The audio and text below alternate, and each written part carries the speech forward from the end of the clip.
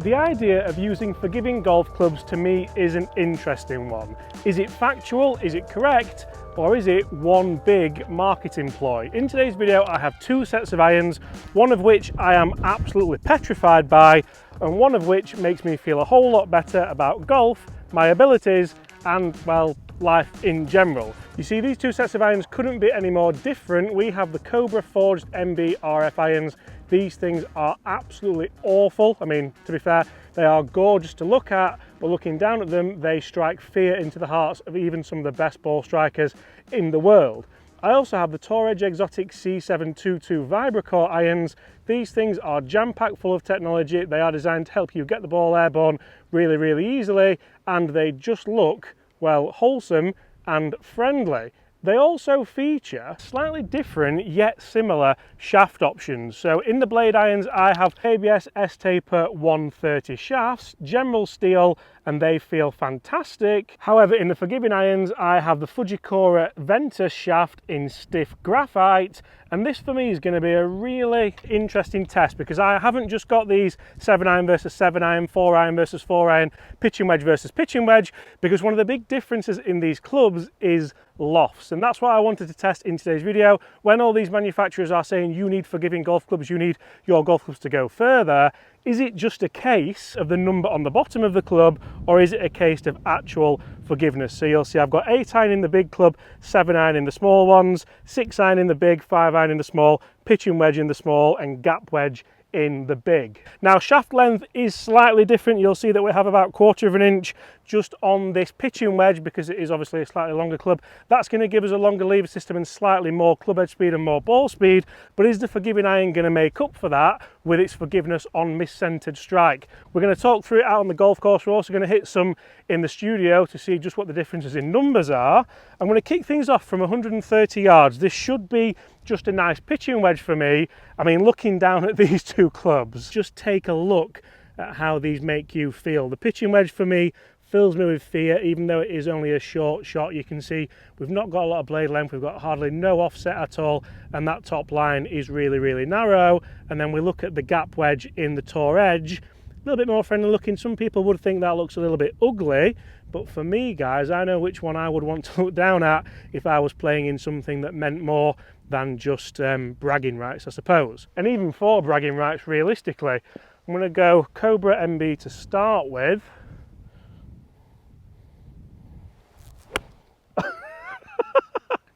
Right,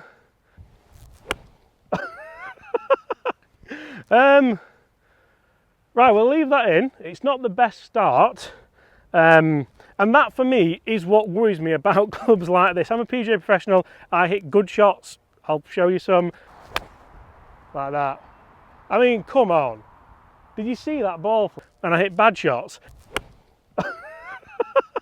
That was a bad shot. Just looking at this blade length strikes fear into my heart. I'm not gonna lie, I've had these clubs quite a while from my friends at Golf Clubs for Cash, and they will be going back there after this video. Okay, that wasn't the best shot. I'm gonna put that divot back as well, but if I can hit a good one, the feel on these is second to none. That's a much better golf shot, and that one could end up being quite close. Okay, these are your differences. That's the second shot we've just hit. That is a gimme at about 6-7 inches. Obviously, I'll replay you that first shot there. Now, how much of that is down to me as the player? How much of that is down to the club? I dare say a lot of it is just down to me as the player, and probably the way the club makes me feel looking down at it. So if I now play you some more forgiving shots here, are we going to have, I mean, this looks immediately a lot nicer. Like, that was an awful shot, and that's middle of the green on the right hand side. That wasn't a great strike again. Can we hit a good one again now here?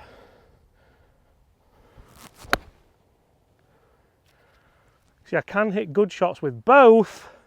That is another one on the green with the forgiving club. Obviously, a lot of this can come down to how you're swinging on the day of your fitting or on the day where you go and buy your clubs. Guys, let's jump in the studio. Let's see just how these wedges do compare, because so many people think, oh, you know what, I'm going to have a split set. I'll have bladed short irons and cavity long irons, when realistically, This is the club you might use the most and the club you might regret the most not getting something more forgiving.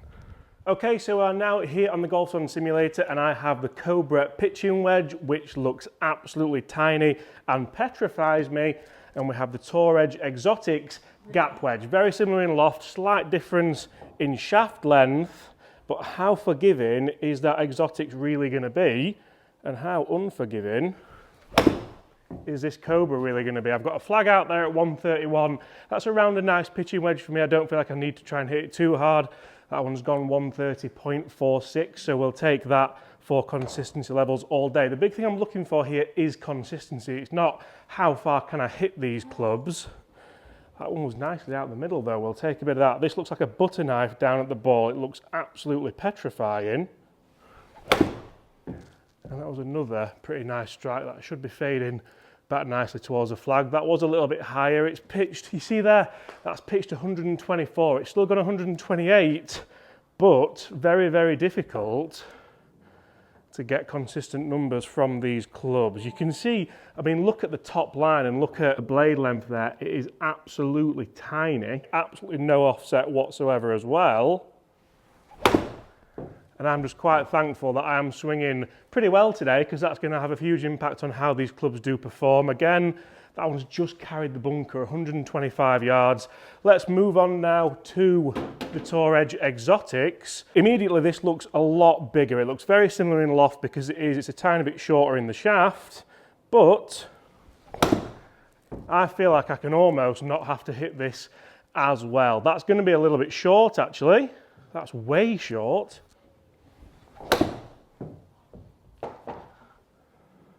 Now I've hit those really, really well, and they're just coming up short, 122 as opposed to I was getting kind of 125, 126. Spinning at 8,000, still got a decent ball speed with these clubs. Doesn't feel anything like as good as the Cobra. Probably a big thing to mention there as well. If you do like your clubs feeling really, really nice,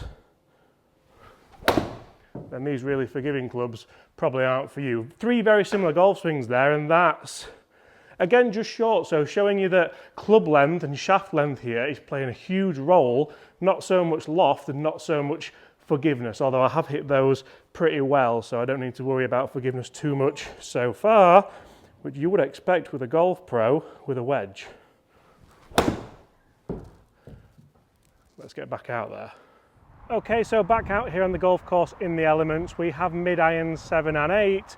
We also have a lovely par 3 at 149 yards, just into the wind with a tight right flag. This is where the testing gets real. I love being on the Golf Swing Simulator testing clubs for numbers, but you have to be out here in the elements to see if there really is a big difference between any of these golf clubs. There's no cheating out here today. It is into the wind, it is blowing quite hard.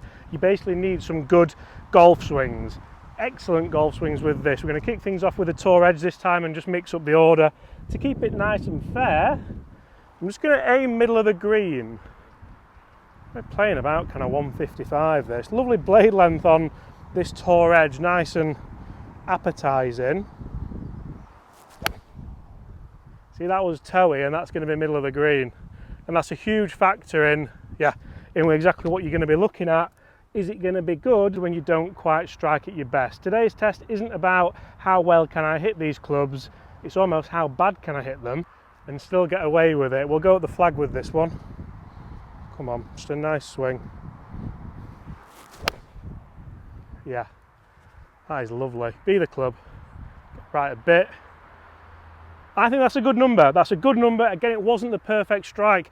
Could you say you're going to get a little bit lazy with these in the bag? Maybe, I don't know. Those swings don't feel as convictive as maybe they would do with the bladed iron. But I'll tell you what, we'll keep going because I am absolutely loving this test, guys. If you are, make sure you do hit that subscribe button. Can we control the ball flight better with these? That's what a lot of people do claim with blades. Oh, that's left. I've struck it good, but I've turned it over a bit. This feels on a different planet to the more forgiving iron. This feels really, really soft, feels really, really nice. Loads of feedback.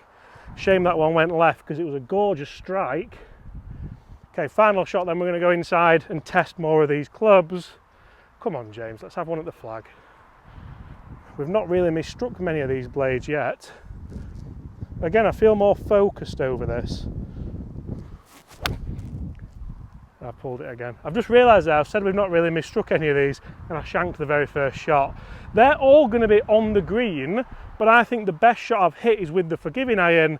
I didn't strike it very well. I ripped these, but I've just turned them a little bit. So while I repair this lovely divot pattern, I'm going to take you inside to the studio and we'll do a little bit more testing.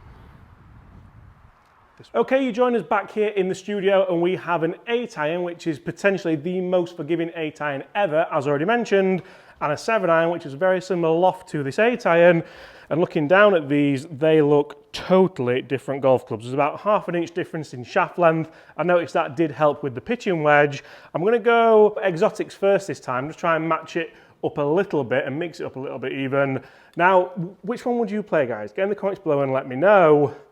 These look so good, don't they?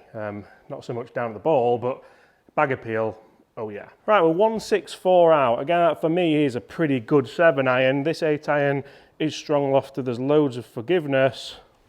And that was bottomy. That was really bottomy. I'll be surprised if that did get there, even with a forgiving club. I'll tell you what, though.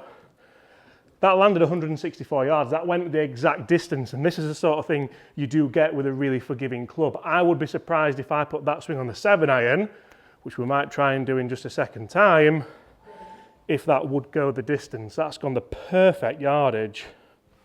Right, I ripped that one. On that basis, this one should be long. That's what I worry about with these kind of hollow body forgiving clubs. Or it could pitch bang next to the flag at 165 yards, a total of 168. Spinning at 7,500, which for an 8-iron of this makeup is quite ridiculous. Remember, we have the Ventus graphite shafts in here, which I particularly like the feel of and like the look of. Very, very consistent numbers there. That's nearly a shank. I hope I put these swings on the 7-iron. That's going to be on the green again. That is just finished on the green. It's gone 156 in the air, finished 159. Again, spinning at 6.5 there. What wasn't the best strike that I've ever had. Now it's time for this bad boy. Come on, let's have similar swings. I had to hit that 8-iron pretty hard, so I'm going to try and do the same here. That's what you've all come to see.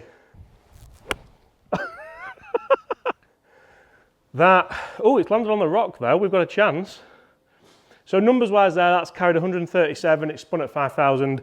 Yes, it came out the hosel, and that's the problem with mega non-forgiving irons. It's not so much if you just mishit it, but if you massively mishit it, that's come out the hosel, and that is a round ruiner, and you're going to cry home to your wife or your husband or whoever you have your debrief with at the end. Right, I've ripped that, but I've pulled it. That's always going to be the bad shot once you've shanked one as well. You're always going to turn your hands over, you're always going to get de-lofted 174 yards. Spinning at 6,000, a little bit low for a bladed iron, but then I have come massively over it and just made sure I haven't shanked it. I once did that into a car park, by the way. I shanked one into a car park, then hit the provisional ball left. I lost both balls and NR'd in a professional event. True story. Come on, let's have a good one. Right, that felt pretty good. A tiny bit toey, if I'm being honest. It's turned over a touch. It's going to be the number-ish 164 carry. So if I hit a good one of these and a good 8-iron, very similar numbers. Funnily enough, the 8-iron did actually spin a little bit more for me. If that 8-iron had a 7 on the bottom, I'd probably feel a little bit more comfortable. Let's go one more. That's probably the best swing of the day. I really enjoyed that. Nice big high fade. I would anticipate a 165 carry here, maybe a touch more. 169 carry. And that's spinning at 7,000 on the nose. That's the perfect number for me with a 7. You can see it's gone a little bit long, but for me, really, really happy with those numbers. Massive difference though between a miss hit and a good hit. I had a miss hit with the 8-iron, with the forgiving club, we still hit the green. Let's get back on the golf course, do a bit more testing, then the fun starts, we're moving to the long irons. This could get interesting, especially after that unmentionable. Okay guys, so last but not least, out here on the golf course, we have a 6-iron versus a 5-iron. Again, very similar in loft, but two totally different golf clubs. I'm going to go with the blade again first this time. We'll switch it up yet again. We're 195 yards out here. This should just be a nice 5-iron for me. And just to put in your head how small this club is, Look at this down at the ball. This is absolutely frightening, and if I don't quite catch this, you've already seen what can happen. Very, very hot and cold with these, but as you start to get into the longer irons, you have to sort of be a little bit sick in the head to really want to use it. I think even Ricky didn't use these in the end. We're into the wind here. It might be a little bit too much that we're asking for, but we'll go with it. I've hit that so good. Please be the club, because that is all over it. Oh, it's just, you know what that's got on? That's taken the world's luckiest bounce, but look where this has finished. That is an unbelievable shot from here, 195 yards out. That ball flight was absolutely gorgeous, lovely turf interaction, everything you would want from an iron like this. Even though today we're not really under a great deal of pressure, it's still nice to hit good shots. Can we repeat it? Because that's the key when putting irons in the bag. How consistent can you be? Oh, it's the same. It's fading a bit more. Is it up there? That's 2 shots on the green with the 5-iron. I did not expect that at all. I really feel like I've had to work hard to get those. 2 fantastic strikes. I'm going to put this divot back again in a moment. Can we get there with the more forgiving, stronger lofted 6-iron? This is going to be interesting. I mean, just looking down at these 2 different iron makeups, you can see just how different these do look as you get into the mid to long irons. I know a lot of golfers will say it's not the arrow, it's the Indian. But when the arrow looks like that, yeah, very, very difficult to say that this iron is as easy to hit as this one, especially if you don't quite have your A game. So I'm going to try and just put the same swing on this. It probably will go a little bit higher, so the wind might affect it more. But apart from that, I actually hit the 5-irons really well. So this isn't really a forgiveness test now. This is just a can they go the same distance test if you strike these really good. Which I have, but that's gone left.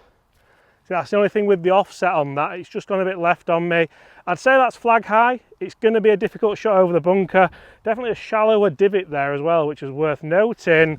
Just turn that face over a little bit and got that offset working against me. I managed to fade the Cobra irons in better. Do we need a forgiving iron with no offset, just so you can play phase with them? Not everybody who needs forgiving irons hits the ball to the right, do they? That's probably worth noting as well.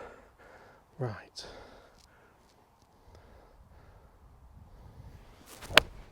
Oh, I've not hit that one very well. If that's up there, I'll be amazed. That was a skinny one, and that is just short as well. Very interesting test with long irons here. I've actually done better with the Cobras.